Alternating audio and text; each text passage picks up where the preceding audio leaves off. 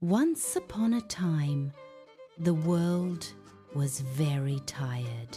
Instead of talking, people were shouting. Instead of understanding, they were breaking.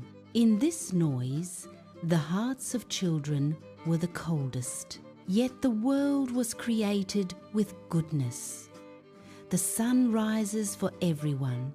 The rain does not separate anyone. But people had forgotten this. Then one day, a little child smiled.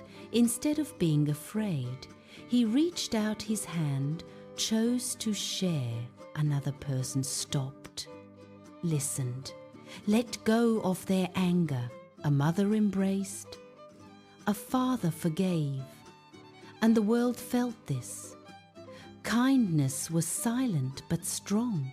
A smile pierced the darkness. A mercy came out stronger than war.